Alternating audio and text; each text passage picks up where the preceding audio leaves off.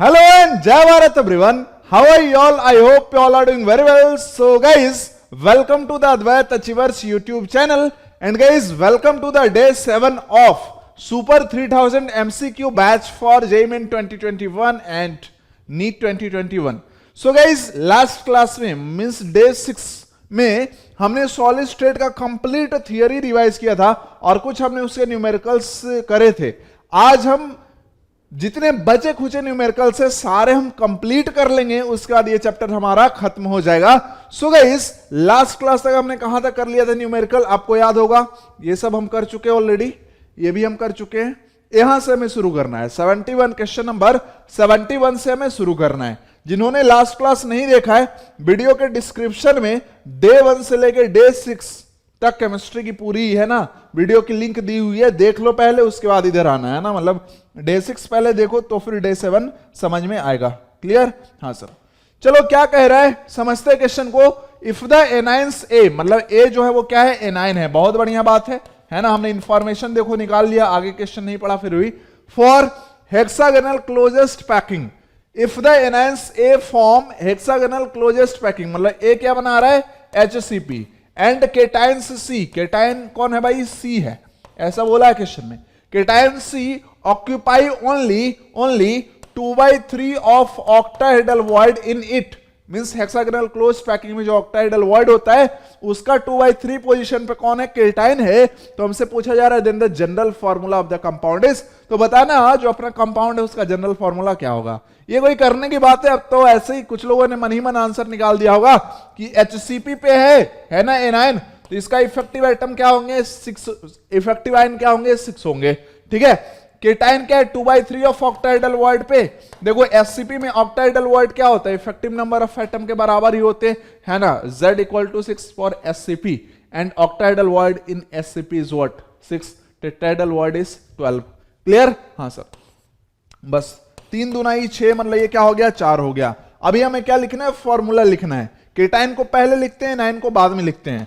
तो फॉर्मूला अगर लिखे तो क्या आया, C4A6. हमें हमेशा सिंपलेस्ट फॉर्मूला में आंसर करना होता है. तो देखो 2 से ये दोनों ही कैंसिल हो रहा है, 2 दूना 4 और 2 तिया 6, मतलब आंसर क्या आएगा, C2A3. C2A3 मतलब ऑप्शन सी. किसी कोई डाउट, कंफ्यूजन, दिक्कत, परेशानी है क्या, देख लो, आसानी समझ में आ गया. तो आजकल देखो तो ट्रेंडिंग क्वेश्चन है, SCP पे क्वेश्चन आने लगा है, तो इसलिए एकदम ध्यान से, किसी कोई डाउट हो तो बता सकता है. बिल्कुल भी नहीं है सर, क्यों रहेगा डाउट. आगे बढ़े. हाँ नेक्स्ट क्या कहा जा रहा है, द इंटरमेटैलिक कंपाउंड. इंटरमेटैलिक मतलब क्या होता है, इंटर मतलब क्या होता है, डिफरेंट, है ना. और मेटैलिक समझते हो, मेटल को बोल रहे हैं मेटैलिक, है ना. इंटरमेटैलिक मतलब डिफरेंट मेटल के बीच बनने, डिफरेंट मेटल से बना हुआ कंपाउंड, है ना. इंटरमेटैलिक कंपाउंड क्रिस्टलाइजेस इन क्यूबिक लैटिस. बोल रहा है कि इंटरमेटैलिक कंपाउंड क्या है, LiAg. जैसे लिथियम भी मेटल है और यहाँ पे सिल्वर भी क्या है, मेटल है, लेकिन दोनों डिफरेंट मेटल है. तो इससे बन के मिला हुआ जो कंपाउंड है वो क्रिस्टलाइज करता है क्यूबिक लैटिस में, है ना. क्यूबिक लैटिस बना रहा है in which both lithium and silver have coordination number 8. जहां पे लिथियम और सिल्वर दोनों का ही कोऑर्डिनेशन नंबर क्या है, 8 है. तो बताना क्रिस्टल क्लास क्या है, मतलब क्रिस्टल किस टाइप का होने वाला है. ठीक है. यहां पे ध्यान से देखो, 2 टाइप का एटम है और दोनों का कोऑर्डिनेशन नंबर 8 है. ये सिर्फ और सिर्फ कहां पॉसिबल है, body centred cubic unit cell में, है कि नहीं. BCC में ही, है ना. मतलब डिफरेंट टाइप के जो दोनों एटम लिए हो उसका क्या होगा भाई, कोऑर्डिनेशन नंबर 8 होगा. याद होगा BCC में कोऑर्डिनेशन नंबर 8 होता है. कैसे, ध्यान समझना, कैसे ध्यान समझना. अगर जैसे हम अगर बात कर लेते BCC की, कैसे कोऑर्डिनेशन नंबर 8 होता है. वैसे टाइम बहुत कम है लेकिन मैं समझा देता हूं. ठीक है, कैसे हम निकालते हैं कोऑर्डिनेशन नंबर, इमेजिन करके, हम रट्टा नहीं मारे तो भी. तो BCC का मतलब क्या होता है, एक तो है बॉडी सेंटर पे एटम, और दूसरे टाइप के जो एटम है वो कहां पे, दूसरे टाइप के एटम क्या है, कॉर्नर्स पे है. दूसरे टाइप के जो एटम है वो कहां पे है, कॉर्नर्स पे है. बॉडी सेंटर वाला मैं थोड़ा अलग कर देता हूं, है ना, कलर थोड़ा अलग दिखे ताकि हमें ऐसा लगे कि वो अलग ही एटम है ना. तो ये हो गया अपना बॉडी सेंटर वाला एटम जो कि डिफरेंट है. नाउ अब समझना है थोड़ा सा प्यार से कि अगर हम निकाले coordination number of atom with respect to corner, जो कहां पे, कॉर्नर पे है, तो उसका कोऑर्डिनेशन नंबर क्या होगा? मैं डिटेल दे रहा हूं, आंसर तो अपना ही चुका है कि बॉडी सेंटर्ड है, मैं बस डिटेल दे रहा हूं कि कैसे कोऑर्डिनेशन नंबर इमेजिन करते हैं। Coordination number of atom with respect to corner, means corner वाले का कोऑर्डिनेशन नंबर अगर हमें निकालना है तो कोऑर्डिनेशन नंबर कैसे निकालते हैं भाई? नियरेस्ट नंबर जितने हैं किसी पर्टिकुलर टाइप के एटम के, वही क्या हो जाएंगे उस एटम के लिए कोऑर्डिनेशन नंबर। अब देखते हैं कॉर्नर वाला एटम किसको टच कर रहा है, इसका पड़ोसी कौन है। तो यहां पे दो टाइप का एटम है, एक तो क्या है कॉर्नर एटम और दूसरा क्या है बॉडी सेंटर। तो दो पॉसिबिलिटी, या तो कॉर्नर कॉर्नर एटम टच करे, कॉर्नर कॉर्नर एटम टच करने के लिए जो एज लेंथ है वो 2r के बराबर होना चाहिए, लास्ट क्लास हमने समझा हुआ है, ठीक है। दूसरी पॉसिबिलिटी क्या है कि कॉर्नर और बॉडी सेंटर वाला एटम टच करे। कॉर्नर और बॉडी सेंटर वाला एटम अगर टच करेगा तो हमने देखा था कि बॉडी डायगोनल के लॉन्ग चले जाओ तो 4r क्या होगा, a√3 होगा। तो 2r की वैल्यू यहां से क्या होगी, a√3/2 होगी। √3 क्या होता है, 1.732 है ना। तो अब ध्यान से देखना, बहुत ज्यादा प्यार से देखना, बहुत ज्यादा प्यार से। 1.732 को अगर आप 2 से डिवाइड करोगे, ध्यान देना, तो क्या ये लेस देन 1 आएगा, और लेस देन 1 इंटू ए क्या आएगा, लेस देन ए आएगा। मतलब इसके लिए देखो 2r लेस देन ए आया, और कॉर्नर कॉर्नर अगर टच करे तो 2r की वैल्यू ए के बराबर आई है। 2r की वैल्यू जहां पे कम है वही पड़ोसी होगा, ठीक है। मींस जब हम कंसिडर करते हैं बॉडी सेंटर्ड क्यूबिक, तो वहां पे कॉर्नर कॉर्नर एटम टच नहीं कर रहा होता, वहां पे कौन टच कर रहा होता है, कॉर्नर और बॉडी सेंटर वाला एटम पड़ोसी होता है एक दूसरे को, वो टच कर रहा होता है। अब ध्यान से अगर हम कॉर्नर की बात कर लेते, एक कॉर्नर जो है वो 8 क्यूब में कॉमन है। रूम इमेजिन कर लो, कोई एक कॉर्नर पकड़ लो, मैंने पकड़ लिया वो कॉर्नर, तो जो ऊपर वाला कॉर्नर है ना, जो मेरे लेफ्ट साइड, ये मेरा लेफ्ट हैंड है, लेफ्ट साइड में ऊपर वाला जो कॉर्नर है वो कॉर्नर 8 रूम में कॉमन है कि नहीं, 8 कमरों में है ना, 8 रूम्स में क्या है, कॉमन है। और 8 रूम में बॉडी सेंटर होगा कि नहीं, 8 रूम का बॉडी सेंटर होगा, ठीक है। तो वो कॉर्नर देखे तो इस रूम के बॉडी सेंटर एटम को टच कर रहा है, ऐसे ऐसे 8 क्यूब में वो कॉर्नर कॉमन है, मतलब 8 क्यूब के बॉडी सेंटर पे जो एटम रखा हुआ है उसको वो कॉर्नर वाला एटम क्या कर रहा है, टच कर रहा है, इसलिए इसका कोऑर्डिनेशन नंबर क्या हो गया, 8 हो गया, ठीक है। तो with respect to corner coordination number क्या हो गया, 8 हो गया। अब देखते हैं दूसरे टाइप का एटम जिसका कि हम कोऑर्डिनेशन नंबर निकालेंगे, जो बॉडी सेंटर पे रखा हुआ है। अब बॉडी सेंटर वाला आइटम किसको टच कर रहा है, कॉर्नर्स को, मतलब इस क्यूब का जो बॉडी सेंटर वाला आइटम है वो सारे कॉर्नर आइटम को टच कर रहा होगा, ठीक है। तो 8 कॉर्नर्स है, तो इस बॉडी सेंटर एटम का भी पड़ोसी देखे तो कितने हैं, 8 ही हैं। तो coordination number of atom, coordination number of atom with respect to what, with respect to body centre, ये भी क्या होगा, 8 होगा। तो यहां पे दोनों ही एटम का, चाहे कॉर्नर पे एटम रखा हो चाहे बॉडी सेंटर पे, दोनों का ही कोऑर्डिनेशन नंबर क्या होता है, 8 होता है। बात समझ में आए? तो अगर दो टाइप के एटम का कोऑर्डिनेशन नंबर 8 है तो ये पक्का है कि जो अपना क्यूबिक सेल होगा वो बॉडी सेंटर्ड ही होगा। नेक्स्ट में अगर हम बात कर लेते हैं, इस क्वेश्चन को ध्यान से देखना, ऐसे क्वेश्चन है ना लाजवाब तरीके से पूछे जाते हैं। An ionic compound AB has ZnS type structure, ionic compound जो AB है उसका ZnS टाइप स्ट्रक्चर है। अब ZnS टाइप स्ट्रक्चर मतलब क्या होता था, यहां पे जो अपना केटाइन है और एनाइन है, ध्यान से बात करेंगे, एनाइन कहां पे रहता था, FCC पे, और Zn2+, केटाइन कहां पे रहता था, अल्टरनेट टेट्राहेड्रल बॉन्ड। तो जैसे ही ZnS बोला गया तो आपके माइंड में ये बातें आ जानी चाहिए, ठीक है। Now if the radius A+ is, है ना, रेडियस ऑफ A+ दिया हुआ ये कितना है, 22.5 picometre, then the ideal radius of B- would be, then RB-, है ना, ये क्या होगा, ये हमसे पूछा गया, देखो यहां पे आइडियल रेडियस बोला है कि बताओ आइडियल रेडियस B- से कितनी होनी चाहिए। यहां पे आपको कीवर्ड क्या दिखना चाहिए ऐसे क्वेश्चन में, जहां भी वर्ड दिख जाए ना गलती से भी, वही अपना क्वेश्चन का कीवर्ड होगा, वहीं से क्वेश्चन सॉल्व होगा। जैसे इस क्वेश्चन में मुझे दिख गया है कि टेट्राहेड्रल वॉइड है, ZnS टाइप में जो अरेंजमेंट होता है केटाइन का वो कहां पे होता है, अल्टरनेट टेट्राहेड्रल वॉइड पे। तो टेट्राहेड्रल वॉइड के लिए क्या हम लिमिटिंग रेडियस रेशियो यूज कर सकते हैं, इवन आप टचिंग कंडीशन भी यूज कर सकते हो, R++ R- is equal to A√3/4, and otherwise आप क्या यूज कर सकते हो, हमने पढ़ा था कि अगर केटाइन को हम वॉइड पे रखते हैं और एनाइन जो है वो क्या कहां पे, FCC पे है ना, तो for tetrahedral void this ratio comes to 0.225। याद है या नहीं याद है, याद है या नहीं याद है, हाँ सर याद तो होगा, ये दिख रहा है, R++ R- equal to 0.225 for tetrahedral white. समझ में आया? हाँ सर, कल ही तो रिवाइज किया था। ठीक है, तो यहां पे कहां गया सब हैं, चला गया। ओके कोई बात नहीं, फिर से लिख लेते हैं। मतलब यहां पे आर ए प्लस दिया हुआ है, ये है अपना 22.5 पिकोमीटर, है ना। आर बी माइनस पूछा है ना। तो सिंपल क्या करना है कि radius of cation upon radius of anion, this is equal to 0.225। यहां से अपने को क्या निकालना है, आरबी माइनस। तो आरबी माइनस निकालना है, तो ये क्या होगा, आर ए प्लस अपॉन 0.225, है ना। This will be equal to what, this will be equal to RB minus, guys R A plus कितना दिया है, 22.5 picometre, 22.5 picometre divided by 0.225, this will be equal to radius of B minus. इसको अगर उड़ाओ तो यहां पे क्या आएगा, 10 आएगा। इसको यहां से उड़ाओ तो यहां पे क्या आएगा, 1000 आएगा। ठीक है, 225 कैंसल, 1 0 से 1 0 कैंसल।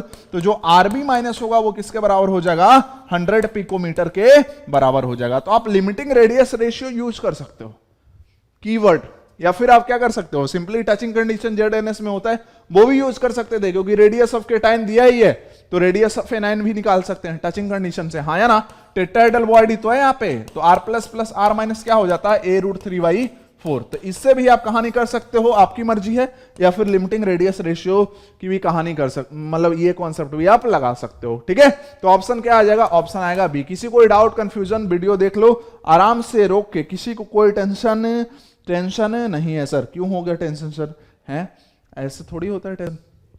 चलो आगे बढ़े तगड़े जोश और जुनून के साथ। मेरा थोड़ा सा आवाज समझ रहे हो ना, इसलिए गला थोड़ा सा वो हो जाता है। चलो टचिंग कंडीशन पे नेक्स्ट क्वेश्चन देखो, मैं बताया था आपको क्वेश्चन, जब मैं लास्ट क्लास में थियरी आपको करवाया था, तो मैंने बताया था कि जो सॉलिड स्टेट के क्वेश्चन है ना, वो टचिंग कंडीशन पे आते हैं ना, बहुत आसान होते हैं। बस आपको क्या करना है, कीवर्ड देखना है, कहानी खत्म। जैसे ही बॉडी सेंटर्ड बोले R plus plus 2R plus plus 2R minus is equal to A√3। अगर क्या है, केटाइन एनाइन वाला क्यूब है, अगर सिंपल बॉडी सेंटर्ड है तो 4R इक्वल टू A√3। बस टचिंग कंडीशन पे ही क्वेश्चन बन जाएंगे, इसमें ज्यादा वेराइटी नहीं बनेगा। समझ रहे हो कि नहीं? हाँ सर, क्या कहा जा रहा है, जैसे इस क्वेश्चन को देखे, NH4Cl, बहुत बढ़िया बात, क्रिस्टलाइजेज इन अ बॉडी सेंटर्ड क्यूबिक, यही अपना क्या हो गया, कीवर्ड। ठीक है, मतलब BCC है ना। NH4Cl क्या बना रहा है, BCC बना रहा है, with a unit cell edge length, मतलब क्या दिया हुआ है, A दिया हुआ है, इसको दिया है 387 picometre, the distance between the oppositely charged ions in the lattice. तो हमसे पूछा है distance between oppositely charged ions. अब सोचो, यहां पे ध्यान समझना, यहां पे अपोजिटली चार्ज्ड आयन कौन है, NH4 प्लस केटाइन है, और Cl माइनस क्या है, एनाइन है। समझ में आता है?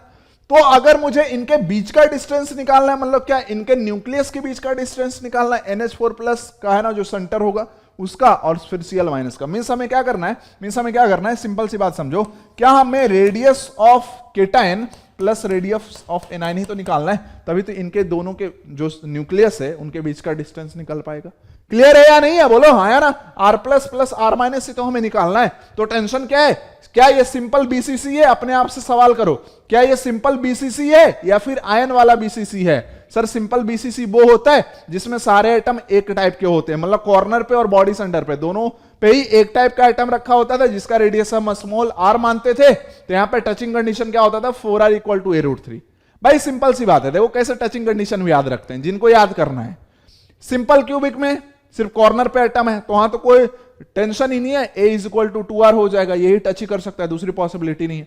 फेस सेंटर्ड क्यूबिक की बात करते हैं तो फिर फेस डायगोनल कंसिडर कर लो, है ना। तो क्या हो जाएगा, सिंपल FCC है तो 4R इक्वल टू A√2 हो जाएगा, और अगर केटाइन एनाइन का FCC है तो फिर क्या हो जाएगा, देखो यहां पे रखा होगा आपने किसको, है FCC पे आप बड़े वाले आयन को रखते हैं। ठीक है, आसानी से कर सकते हैं यार, मतलब कोई टेंशन ही नहीं है। ठीक है, सिमिलरली अगर आ जाते हैं हम BCC में, तो BCC में क्या याद रखना है कि BCC नाम है ना, तो टचिंग कंडीशन बॉडी डायगोनल के लॉन्ग लगा दो। जिनको याद करना है उनको, मैं समझा चुका हूं कि क्यों ऐसा होता है। ठीक है, वो दिखा चुका हूं अभी भी। चलो क्या करना है, यहां पे सिंपल सी एक बात करेंगे, 2R plus plus 2R minus, है ना, होगा या नहीं होगा, होगा या नहीं होगा। बॉडी सेंटर पे रखा है एक आयन कंप्लीट, और फिर ये क्या होगा भाई, कॉर्नर, सारे कॉर्नर्स पे आयन रखे होंगे, तो उधर से आ जाओ R प्लस, ठीक है, बीच में रखा हुआ है 2R माइनस, फिर नीचे वाले कॉर्नर पे जो केटाइन रखा हुआ उसका R प्लस, तो क्या हो गया 2R plus plus 2R minus is equal to body diagonal length, means क्या होगा A√3। तो हमें क्या निकालना है, R plus plus R minus, ये क्या हो जाएगा A√3 डिवाइडेड बाई 2। एक ही वैल्यू दी हुई है, ये क्या अपना 387 पिकोमीटर, √3 क्या होता है 1.732 होता है डिवाइडेड बाई 2। तो इसको अगर हम सॉल्व करेंगे तो ये कितना आएगा, मुझे तो कुछ ऐसा लग रहा है कि ये आ जाएगा अपना ए आंसर आएगा 335.1 पिकोमीटर। पता है मैंने कैसे किया, ये पता है कैसे किया, देखो ध्यान से। मुझे क्या लगा कि देखो भैया ये जो है ना वो 1 से तो छोटा है, सॉरी 2 से तो छोटा है ये, तो अगर इस रेशियो को हम ध्यान से देखें तो 1 से छोटा आएगा, लेकिन बहुत ज्यादा छोटा नहीं आने वाला, बहुत ज्यादा छोटा नहीं आने वाला, 1.73 है, ठीक है। तो ये क्या होगा 1 से थोड़ा छोटा होगा, मतलब 0.9 आ जाए, समथिंग ऐसा आ जाए, ठीक है। और उसमें अगर हम मल्टीप्लाई करेंगे 387 का, तो ये तो 300 तो प्लस ही आएगा, ये तो कभी नहीं हो सकता, ऑप्शन से दिख रहा था, ये तो कभी नहीं हो सकता, ऑप्शन से दिख रहा था, इतना कम तो नहीं होगा, सीधा 100 से ज्यादा कम हो जा रहा है, मतलब 30% कम हो जा रहा है, उतना तो कम नहीं आ रहा है, ये कभी भी 0.7 नहीं आएगा, ठीक है, उससे ज्यादा ही आएगा। तो सीधा मैंने आंसर ए किया कॉन्फिडेंस में, ऐसा नहीं कि कोई इधर उधर, ऐसे करते कैलकुलेशन, सीखो सीखो।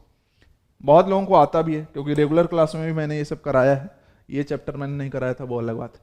यूनिट सेल पे based question, how many unit cells are present in a cube shaped ideal crystal, cube shaped ideal crystal of NaCl। कह रहा है कि NaCl का जो है वो आइडियल क्रिस्टल है।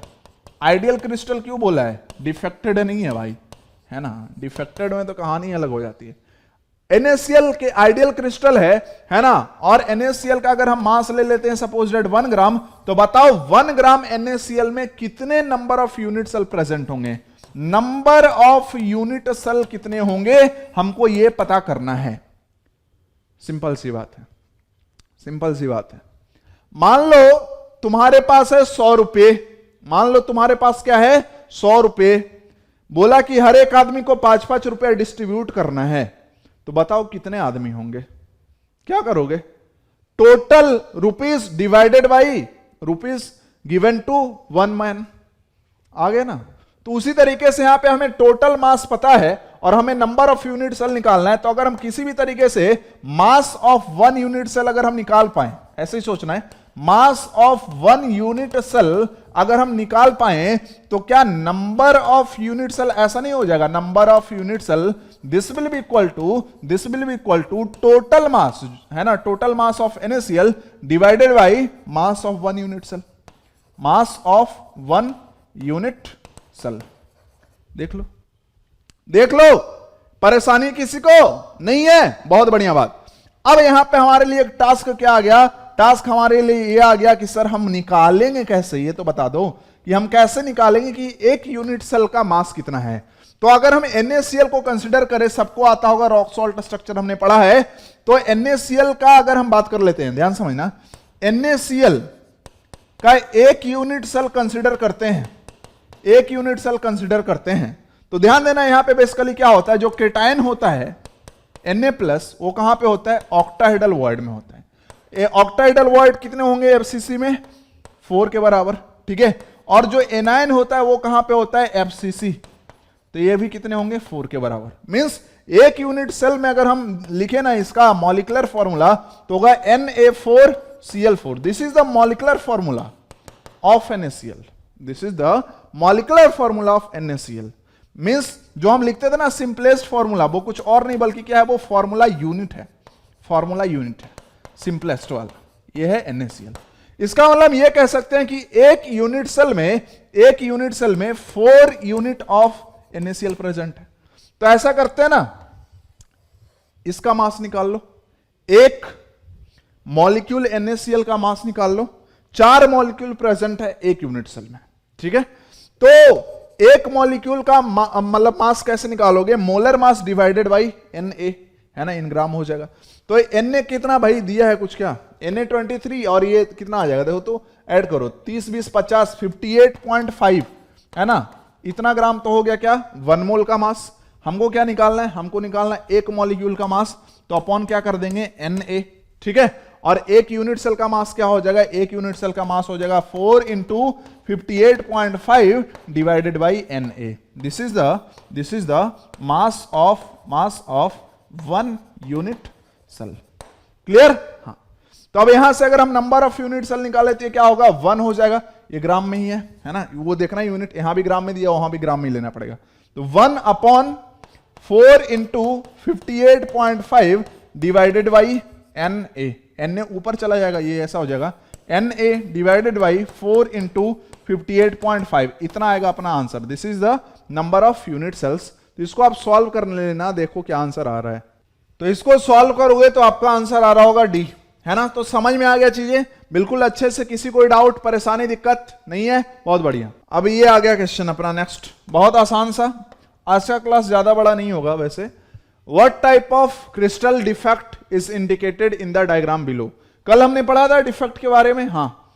बोला कि ये कौन सा डिफेक्ट है, interstitial defect, Schottky defect, Frenkel defect, Frenkel and Schottky defect, बताओ। तो अगर हम ध्यान से इस लैटिस को कंसिडर करें, मैंने भी कल करा था, केटाइन एनाइन केटाइन एनाइन ऐसे अरेंज करना है। तो देखिए Cl माइनस के बाद क्या आना चाहिए था, यहां पे आना चाहिए था Na प्लस, जो कि यहां से मिसिंग है। Na प्लस के बाद क्या आना चाहिए यहां पे Cl माइनस, जो कि मिसिंग है। Cl माइनस के बाद क्या आना चाहिए था Na प्लस, जो कि मिसिंग है। Na प्लस के बाद क्या आना चाहिए था Cl माइनस। तो अगर हम ध्यान से देखें तो परफेक्ट लैटिस यही होता, जो अभी आपको दिख रहा है ये होता परफेक्ट लैटिस। लेकिन एक्चुअल में क्या है, एक्चुअल में जो है वो ये सब तो मिसिंग है ना। तो 2 Na प्लस मिसिंग है, 2 क्या है Na प्लस मिसिंग है, और 2 क्या है Cl माइनस मिसिंग है। समझ पा रहे हो मेरी बात को, कि 2 Na प्लस मिसिंग है और 2 क्या है Cl माइनस मिसिंग है। बताओ ये किस टाइप का डिफेक्ट है? शटकता था माइंड, इक्वल नंबर, घर से भाग जाते थे बाहर, है ना, अपनी दुनिया बसाने के लिए। तो ये क्या है, शॉर्ट की डिफेक्ट है। नेक्स्ट ऐसे आता है, total volume of atoms present in total volume of atoms present in a face centered cubic unit cell of a metal is। कह रहा है कि एक मेटल है जो क्या कर रहा है भाई, फेस सेंटर्ड क्यूबिक बना रहा है। तो टोटल वॉल्यूम ऑफ एटम्स बता दो, है ना, पाई आर क्यू जैसे फॉर्म में दिख रहा है।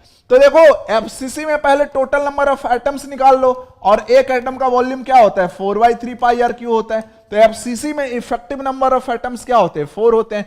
तो टोटल वॉल्यूम क्या आ जाएगा एटम्स का, बताओ 4 इंटू 4/3 पाई आर क्यू।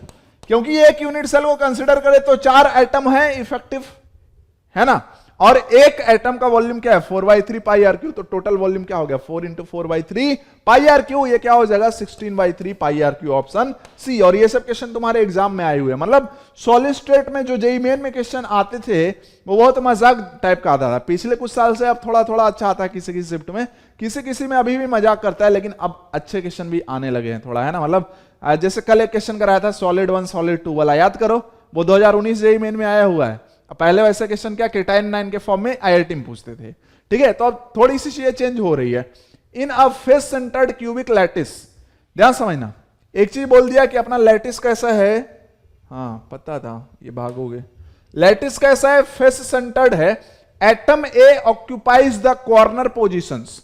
ए कहां पे है, ए है अपना कॉर्नर्स पे, ए कहां पे, ए है अपना कॉर्नर्स पे। And atom B occupies the face centred position, B कहां पे, एफसीसी पे। अब खुश मत हो जाना, आगे भी क्वेश्चन पढ़ना है। If 1 atom of B is missing, तो बी में क्या कर देना है, एक एटम, है ना, मिसिंग है, एक एटम मिसिंग है, ठीक है। हाँ, बी कहां पे था, फेस सेंटर्ड पे था, एक एटम मिसिंग है, 1 atom of B is missing. मतलब देखो फेस सेंटर्ड, अगर हम बात करें फेस सेंटर्ड कितने होते हैं एक यूनिट सेल में, तो बात करें तो क्या होते हैं 6 होते हैं, और उसमें एक जगह से क्या एटम मिसिंग है। तो कितने जगह पे प्रेजेंट होगा एटम बी, 5 पे, है ना, 5 पोजीशन है जहां पे बी प्रेजेंट होगा, 5 फेस सेंटर है जहां पे बी प्रेजेंट होगा, ठीक है। Missing from one of the face centred point, the formula of the compound is. तो बताओ फॉर्मूला ऑफ कंपाउंड क्या होगा, ए है सारे कॉर्नर पे, ये तो मिसिंग है नहीं, तो इसका कंट्रीब्यूशन क्या होगा 8 into 1/8, effective atom of A will be 1। B जो है वो 6 फेस सेंटर था, एक जगह से मिसिंग है, तो इसका मतलब ये क्या हो गया भाई 5 फेस सेंटर में प्रेजेंट है, और फेस सेंटर का जो एटम, फेस सेंटर का जो एटम है वो कितना कंट्रीब्यूशन देता है 1/2 एटम के बराबर, ठीक है, तो ये क्या हो जाएगा 2.5। मीन्स अगर हम ध्यान से देखें फॉर्मूला लिखने जाएं तो ये A1 और B 2.5 होगा, ऐसा तो कोई ऑप्शन में होगा नहीं, ठीक है, क्योंकि इसको क्या करना है अपने को होल नंबर में कन्वर्ट करना है, तो इसको 2 से मल्टीप्लाई करेंगे तो B तो क्या आएगा 5, तो A क्या आ जाएगा 2 आएगा, तो A2B5 अपना क्या होने वाला है फॉर्मूला, तो then option will be C. Next में बात कर ले, ये क्वेश्चन आप खुद से करोगे और कमेंट करोगे इसका आंसर, क्योंकि ये क्वेश्चन मैंने कल कराया हुआ, याद करो जब हम मेटल डिफिशियंसी डिफेक्ट कर रहे थे तो मैंने वहां पे लिया था ME 0.950 और उससे मैंने, है ना, ये क्वेश्चन ऑलरेडी मैं करा चुका हूं, तो इसलिए मैं टाइम बर्बाद नहीं करूंगा, आप इसका आंसर लिखोगे, है ना, इसका आंसर लिखोगे। अगर कल का लेक्चर आपने देखा है तो इसको आप आसानी से सॉल्व कर सकते हो, इसको आप आसानी से सॉल्व कर सकते हो। चलो मैं आपको 1 मिनट का टाइम देता हूं, फटाफट सॉल्व कर लो, मैं सॉल्व नहीं करूंगा, मैं लास्ट में 1 मिनट में आपको आंसर बता दूंगा, तो आप इसको सॉल्व करो जल्दी।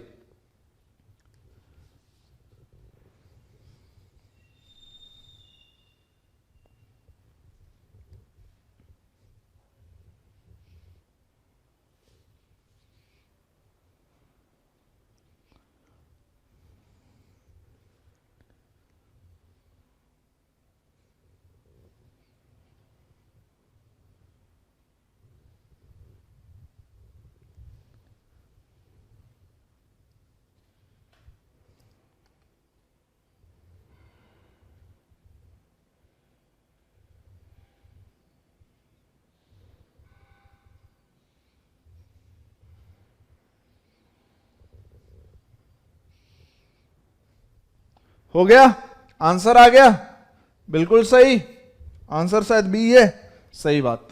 नेक्स्ट में आगे बढ़ते हैं, कह रहा है कि ये देखो मैग्नेटिक बिहेवियर पे आया क्वेश्चन, कह रहा है which of the following arrangement shows the systematic alignment of magnetic moments of anti ferromagnetic substance. Anti ferromagnetic substance का जो मतलब अरेंजमेंट है वो कौन सा इन चारों में? क्या हमने ऐसा पढ़ा है कभी जिंदगी में? अगर देखे तो ऐसा हमने पढ़ा है, पढ़ा ही होगा कल के क्लास में, ऐसा देख रहे हैं।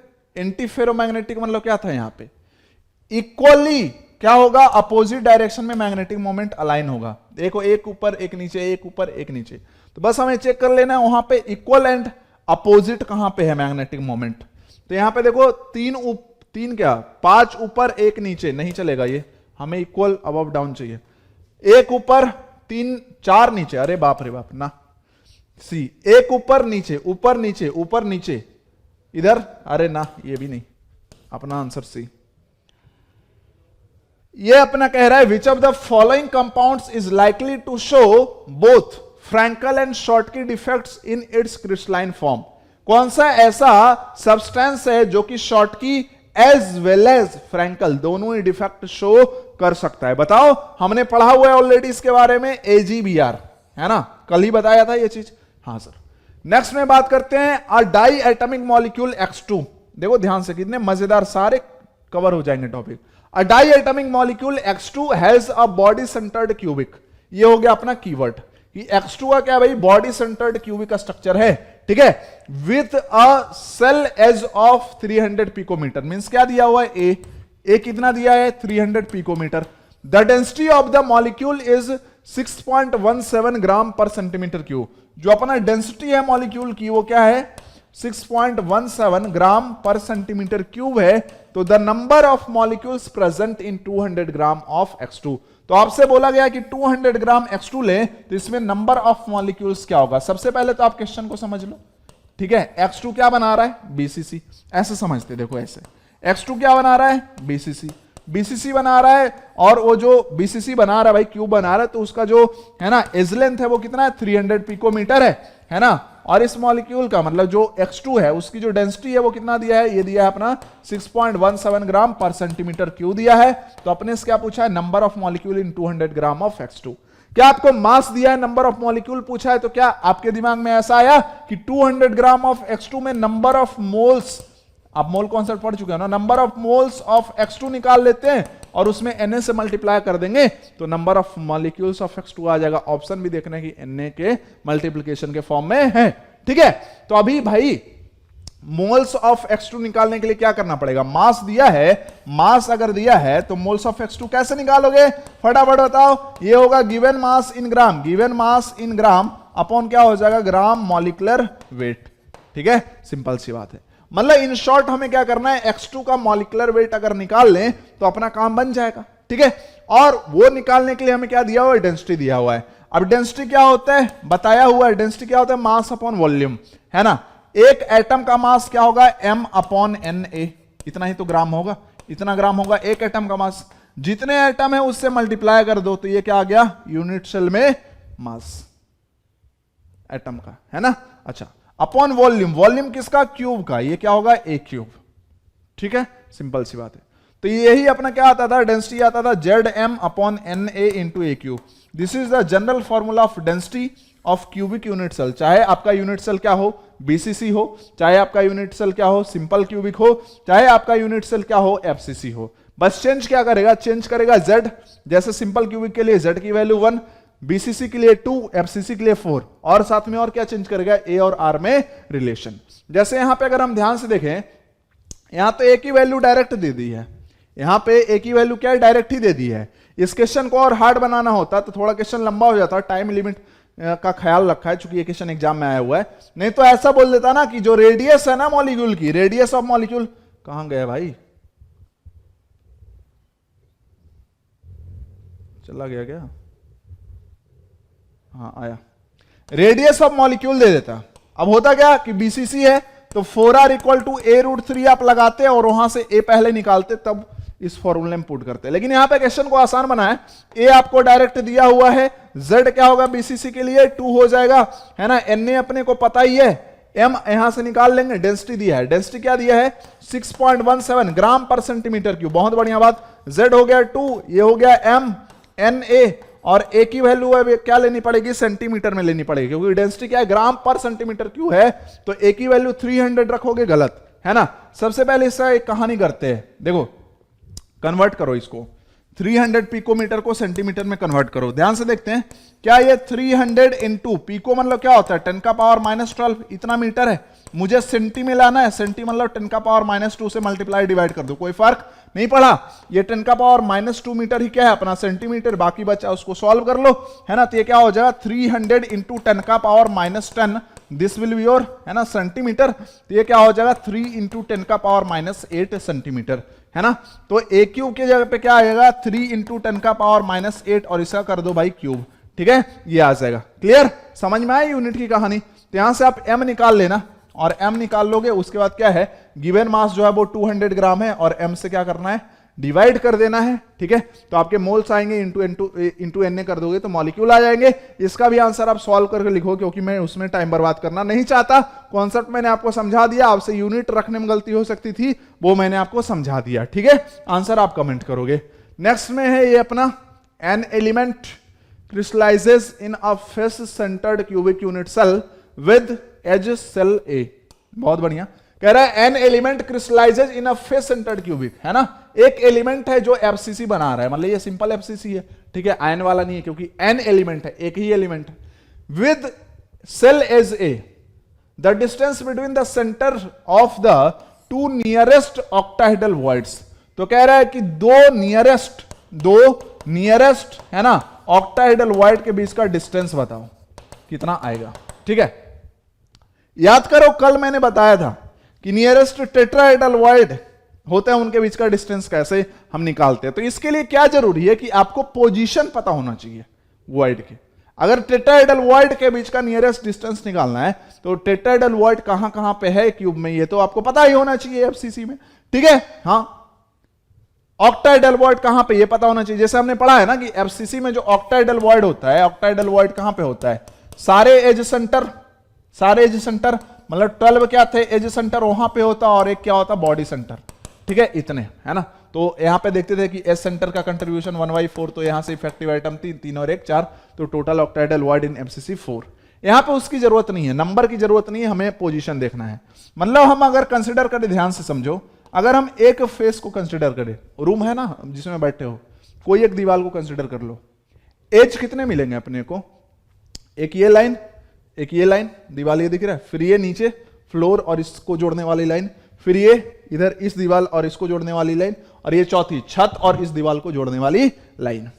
अब सबका सेंटर लिख दो, सबका सेंटर लिख दो, तो यहां पे है ना, ये है एज सेंटर, यहां पे एज सेंटर, यहां पे एज सेंटर, यहां पे एज सेंटर, और सब क्या है, ऑक्टाइडल वॉइड है। मैंने सिर्फ एक फेस लिया है, पूरा क्यूब नहीं बनाया, क्योंकि हम ये देखना चाहते हैं कि नियरेस्ट है ना ऑक्टाइडल वॉइड कौन है दो, ठीक है। और एक तो भैया अपना बॉडी सेंटर भी होगा, अगर पूरा क्यूब अगर आप बनाते भी हो, बना लो, यहां पे क्या होगा, बॉडी सेंटर पे भी होगा एटम रखा हुआ ऑक्टाइडल वॉइड का, और सारे एज सेंटर पे भी रखा होगा। अब नियरेस्ट कौन है, ये एज सेंटर वाला है या फिर एज सेंटर बॉडी सेंटर वाला। साफ साफ आप देख सकते हो कि ये जो एज सेंटर होगा ये है ना इस कॉर्नर से a/2 डिस्टेंस पे होगा, और ये वाला एज सेंटर a/2 डिस्टेंस पे होगा। ये एंगल 90 है, पाइथागोरस लगाएंगे तो है ना, तो ये जो डिस्टेंस है इस दो ऑक्टाइडल वॉइड के बीच में, ये आएगा a/2 का स्क्वायर प्लस a/2 का स्क्वायर और अंडर रूट, है ना, ये हो जाएगा डिस्टेंस। जैसे इसको अगर मैं a भी बोल देता हूं तो यही तो होगा पाइथागोरस बाबा से। अब तुम दिमाग लगाना खुद से, ये एज सेंटर और वो एज सेंटर, ये नियरेस्ट है कि ये एज सेंटर और बॉडी सेंटर। बॉडी सेंटर कहां पे होगा, सेंटर ऑफ मास, समझ रहे हो, ये बॉडी डायगोनल है इसके बीच में बिल्कुल, ये तो दूर हो गया, ठीक है। तो इसका मतलब जो नियरेस्ट होगा वो ये दो एज सेंटर वाले ही ऑक्टाइडल वॉइड होंगे, तो यही डिस्टेंस आएगा। इसको अब सॉल्व कर लो तो ये क्या आ जाएगा, रूट अंडर a²/4, और उधर भी आएगा a²/4, मतलब ये क्या हो गया 2a²/4। इसको कैंसिल करो तो ये क्या आ जाएगा a²/2, मतलब ये क्या आ जाएगा a/√2। दिया ही होगा आंसर सी। समझ रहे हो कि नहीं, ट्रेंड देखो। तो ये अपना क्वेश्चन क्या कहा जा रहा है, ध्यान से समझते हैं। देखो, a crystal is made up of metal ions M1, M2 and oxide ions. Means एक क्रिस्टल है, किससे बना है, M1 से बना है ना, M2 से बना है, और ऑक्साइड आयन मतलब O2- से बना हुआ है, ठीक है। क्या कह रहा है कि oxide ion forms a CCP lattice, मतलब ये कहां पे सीसीपी, मतलब एक यूनिट सेल में इसके इफेक्टिव आयन कितने होंगे, 4, ठीक है। द केटाइन्स M1 जो है वो केटाइन है ना, ऑक्यूपाइज 50% ऑफ ऑक्टाइडल वॉइड। बताना सीसीपी में ऑक्टाइडल वॉइड कितने होते हैं, इफेक्टिव एटम के बराबर 4, उसका 50%, मतलब ये क्या हो गया 2। इसके इफेक्टिव केटाइन क्या होंगे, एक यूनिट सेल में 2 होंगे, ठीक है, M1 के। बात कर लेते हैं फिर एंड द केटाइन M2, तो M2 बताओ कितना प्रेजेंट होगा, 12.5%, मतलब फ्रैक्शन में कन्वर्ट करोगे तो ये हो जाएगा, ठीक है, of tetrahedral void. Tetrahedral void कितने होते हैं सीसीपी में, 8। क्या ये भी 1/8 आएगा, तो ये कैंसिल करो, 1 आ जाएगा। मतलब जो अपना सिंपलेस्ट फॉर्मूला आया इस क्रिस्टल का वो आया M1 2 M2 1 और क्या आया O4, यही तो आया। अब कुछ लोग देखो एग्जामिनर ने, ये क्वेश्चन ऑलरेडी आया हुआ है, एग्जामिनर ने M1 और M2 क्यों रखा। बहुत सारे ऐसे लोग होंगे जिनका थोड़ा सा भी दिमाग इधर उधर हुआ है ना, मतलब दिमाग अगर नहीं लगाया तो वो क्या समझेंगे M1 2 M2 O4। एक्चुअल में क्या है, ये M1 का ट्वाइस है, M2 का 1 है, ऑक्सीजन 4 है, ठीक है। हाँ, अब देखो भैया हमें क्या बताना है, क्वेश्चन आगे पढ़ो। The oxidation number of M1 and M2, चूंकि M1 क्या था, केटाइन था, और M2 भी क्या था, केटाइन था, तो ऑक्सीडेशन नंबर बताओ। सपोज दैट कि M1 पे चार्ज क्या है, X+, तो यही हो जाएगा M1 का ऑक्सीडेशन नंबर। M2 पे चार्ज क्या है, Y+, डिफरेंट हो सकता था, हमने Y+ मान लिया। तो ध्यान से, चूंकि ये क्वेश्चन में तो बोला नहीं है ना कि M1 और M2 सेम है, भाई ये डिफरेंट मेटल है, तभी तो M1 और M2 बोला है ना। तो इस पे हम ऑक्सीडेशन स्टेट X+ माने तो दूसरे पे Y+ मान लेंगे, ठीक है। अब देखो भैया कैसे कहानी करेंगे, सोचो, हमें X और Y निकाल देना है, कहानी खत्म। कैसे निकालोगे, सिंपल, कोई क्लू नहीं है यहां पे। ये जो अपना क्रिस्टल होगा वो तो इलेक्ट्रिकली न्यूट्रल है, तो क्या करेंगे 2 इंटू चार्ज ऑफ M1 है ना, ये क्या है भाई +X है ना, प्लस M2 कितने 1 आयन है, +1 इंटू M2 का बताओ चार्ज +Y, और +4 इंटू ऑक्सीजन पे चार्ज क्या है -2, ये क्या होना चाहिए 0। टोटल चार्ज क्या होना चाहिए 0, क्योंकि सॉलिड क्या इलेक्ट्रिकली न्यूट्रल। ये क्या हो गया 2x + y, this is equal to 8। अब देखो मामला फिर फंस गया। मामला कैसे फंसा कि एक एक्सप्रेशन तो आ गया x और y में, और कोई इंफॉर्मेशन दिया ही नहीं है कि x और y में तुम दूसरा एक्सप्रेशन ला पाओ। चूंकि यहां पे 2 वेरिएबल है x और y, तो इसको अगर हम मैथमेटिकली ढंग से सॉल्व करना चाहते हैं तो हमें 2 एक्सप्रेशन तो चाहिए चाहिए, लेकिन दूसरा एक्सप्रेशन तो ब्रह्मा विष्णु महेश भी नहीं ला पाएंगे। क्यों नहीं ला पाएंगे, क्योंकि उन्होंने केमिस्ट्री नहीं पढ़ा, ऐसा नहीं है, वो तो सब कुछ जानते हैं। लेकिन सवाल यहां पे बस इतना है कि आगे कुछ दिया ही नहीं है ना कि दूसरा एक्सप्रेशन हम ला पाए, ठीक है। तो अब क्या करेंगे, अब ऑप्शन से चेक करेंगे। याद करो मोल कॉन्सेप्ट लेक्चर 1, वहां पे क्वेश्चन कराया था हाइड्रोकार्बन कंबशन का 600-700 ml वाला, याद करो जिसने देखा होगा। उसमें एक्स और वाई में एक ही एक्सप्रेशन आया था, फिर ऑप्शन सेटिस्फाई कराया था वहां पे कि गिवन एक्सप्रेशन कौन सा ऑप्शन सेटिस्फाई कर रहा है वही अपना करेक्ट आंसर होगा। तो हम कोई सी बकवास तो कराते नहीं है, ये अब तो तुम मान लो, नहीं मानना है तो भी कोई जाता नहीं है मेरा, ठीक है। तो यहां पे सिंपल वही कहानी लगानी पड़ेगी, ऑप्शन से चेक करना पड़ेगा। फर्स्ट ऑप्शन देखते हैं ना, तो ये हो जाएगा एक्स, क्यों, क्योंकि M1 पहले लिखा है M2 बाद में लिखा है, तो फर्स्ट ऑप्शन के लिए एक्स और ये वाई हो जाएगा, ठीक है। नाउ रख दो 2 इंटू एक्स मतलब 2 गुना 3 6 प्लस वाई 7, 7 और 8 बराबर होते क्या ना। आगे बढ़ो 2 इंटू एक्स तो 2 गुना 4 8 तो यही हो गया, फिर 10 ये भी नहीं चाहिए, ये इधर आ जाओ 2 इंटू 1 2 हो गए प्लस वाई मतलब 5 है ना, 2 जोड़ 3 क्या आएगा 5, ये भी नहीं चाहिए।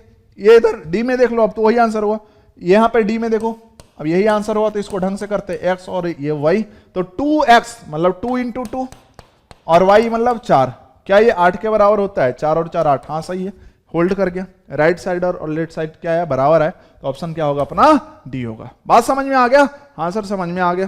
तो ये अपना नेक्स्ट क्वेश्चन क्या कह रहा है, an element crystallises in FCC. Wow, एक एलिमेंट है जो एफसीसी में क्रिस्टलाइज हो रहा है, having edge length 400 picometre, means ये क्या दिया हुआ है अपने को, एक ही वैल्यू दी हुई है, this is 400 picometre. Calculate the maximum diameter of an atom, calculate the maximum diameter of an atom which can be placed in interstitial site without distorting the structure। एक एलिमेंट है जो एफसीसी लैटिस बना रहा है, बोल रहा है कि बताओ जो इस लैटिस का इंटरस्टिशियल साइट है वहां पे हमें एटम रखना है मैक्सिमम डायमीटर का, और उससे एफसीसी भी डिस्टर्ब ना हो, मतलब जो ओरिजिनल एटम जहां पे है उसको वहीं पे रखना है, उसको हमें डिस्टर्ब नहीं करना है।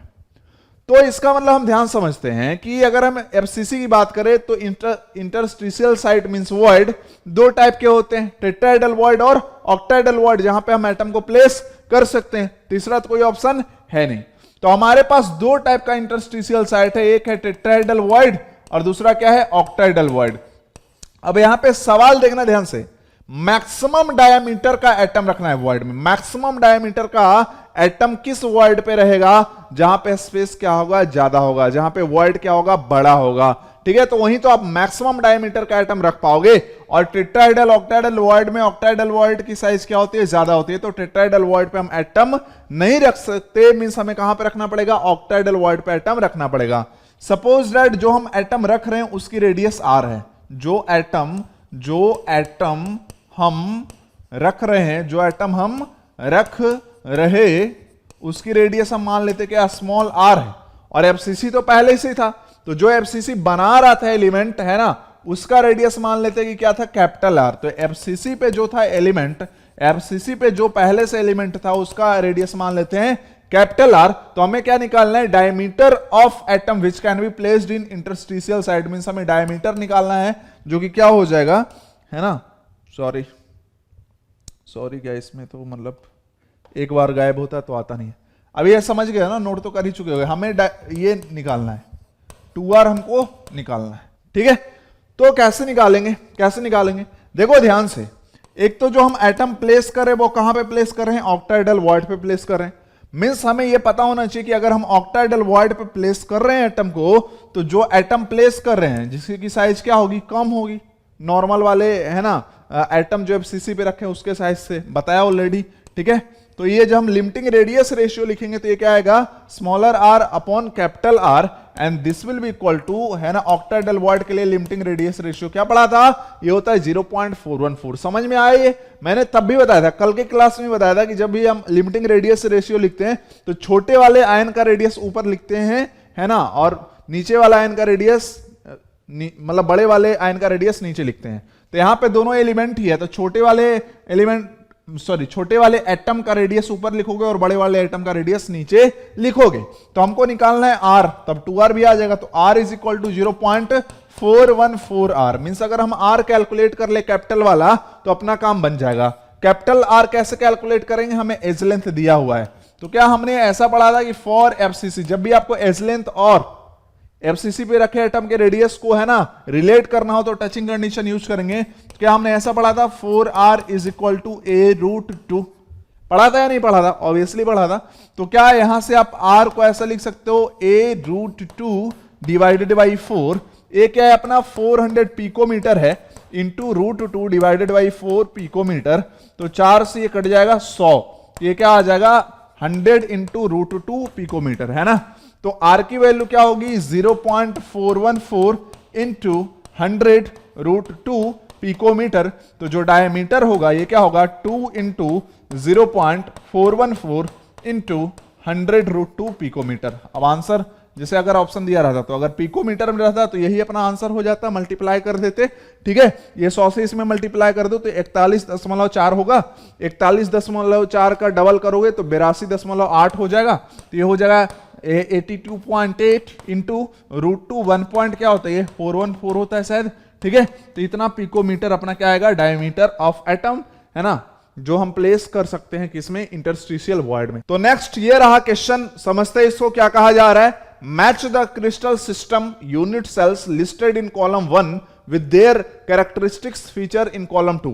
मतलब कॉलम 1 में हमको क्या है क्रिस्टल सिस्टम दिया हुआ है और कॉलम 2 में उनके प्रॉपर्टीज दिए गए हैं, उनको हमको मैच करना है, ठीक है। जैसे आप देख सकते हो लेफ्ट साइड में लिखा है simple cubic and face centred cubic, इधर have this parameter ABC equal to alpha beta gamma R2 crystal system, मतलब सेम क्रिस्टल सिस्टम का हिस्सा या फिर अलग क्रिस्टल सिस्टम का हिस्सा है या पैरामीटर का क्या रिलेशन है। तो ये लिस्ट से आपका सारा क्वेश्चन होगा ऐसे का, है ना, आपने शायद याद करा होगा, ठीक है। इधर है 7 क्रिस्टल सिस्टम, देख लो 1 2 3 4 5 6 7, टोटल 14 ब्रेवियस लैटिस होते हैं। जैसे कि क्यूबिक में क्या हो गए 3 टाइप के लैटिस बनेंगे, primitive, body centred, face centred, ठीक है।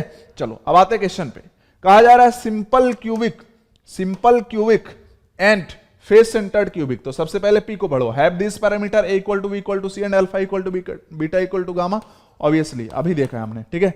यहाँ पे क्यूबिक सिस्टम नहीं है, यहाँ पे है अपना मतलब हाँ सही है क्यूबिक सिस्टम, जो भी क्यूब होगा, ठीक है। हाँ चलो, तो P तो सही हो गया, इसके लिए आगे चेक करते हैं। R2 क्रिस्टल सिस्टम, क्या सिंपल क्यूबिक और फेस सेंटर्ड क्यूबिक दो क्रिस्टल सिस्टम्स हैं या एक ही क्रिस्टल सिस्टम के यूनिट सेल्स हैं? तो ऑब्वियस सी बात है ये क्यूबिक यूनिट सेल्स ही हैं, तो इसका मतलब एक ही क्रिस्टल सिस्टम में बिलोंग करेगा, मतलब belong to same crystal system, means क्या आएगा S आएगा।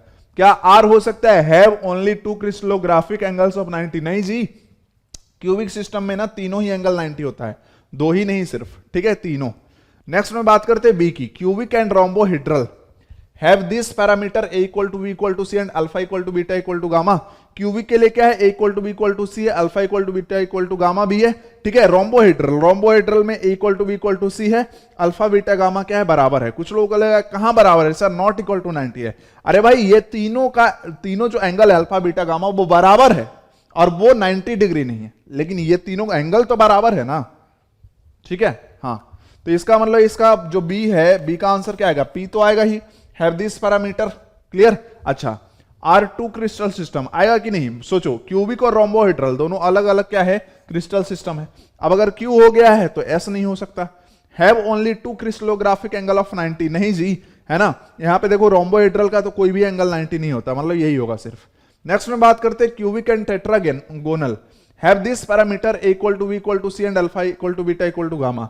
क्यूबिक के लिए तो P सही है, लेकिन टेट्रागोनल का चेक करते हैं, टेट्रागोनल के लिए नहीं है, देख रहे हो। तो इसका मतलब किसी एक के लिए भी अगर नहीं हुआ तो थोड़ी ना आंसर लिख सकते हो, क्योंकि यहां पे जो लिखा है वो तो दोनों के लिए लिखा है ना, क्यूबिक एंड टेट्रागोनल का लिखा है, मींस अपना P आंसर नहीं हो सकता। R2 क्रिस्टल सिस्टम, ऑब्वियसली दोनों क्या है अलग अलग क्रिस्टल सिस्टम है। Have only 2 crystallographic angles of 90, नहीं जी, क्यूब में तो तीनों ही 90 होता है, तो ऐसे ही R का ऑप्शन कट गया और S तो नहीं होगा अगर Q हो चुका है तो। Hexagonal and monoclinic, hexagonal and monoclinic देख लो, क्या P हो सकता है, कभी भी नहीं, देख सकते हो आप, P नहीं हो सकता। R2 क्रिस्टल सिस्टम, ऑब्वियसली ये क्या है दो क्रिस्टल सिस्टम है। Have only 2 crystallographic angles of 90, तो मोनोक्लिनिक में देखो अल्फा गामा क्या है 90 है और हेक्सागोनल में अल्फा बीटा क्या है 90 है, मींस इसका क्या होगा Q और R होगा answer. Belong to same crystal system, नहीं, क्योंकि वो क्या है 2 क्रिस्टल सिस्टम, इसलिए इसका आंसर क्या आएगा Q एंड R आएगा। समझ में आ गया, क्लियर बात, आंसर एकदम क्लियर है। Next question, in which of the following crystals alternate tetrahedral voids are occupied. पढ़ा था अल्टरनेट टेट्राहेड्रल वॉइड किस टाइप के सिस्टम में मतलब ऑक्यूपाई करता था कोई, ZnS में Zn2+ कहां पे होता था, अल्टरनेट टेट्राहेड्रल वॉइड में, है ना, और S2- होता था कहां पे, CCP पे। तो गाइस इस तरीके से हमने सॉलिड स्टेट के सारे ही टाइप के क्वेश्चन हमने लगा लिए हैं। अब आप आसानी से एग्जाम दे सकते हो, अभी आपको कोई टेंशन नहीं होना चाहिए। So guys thank you very much for watching this video, love you all, preparation करते रहो, विद्यार्थी देवो भव।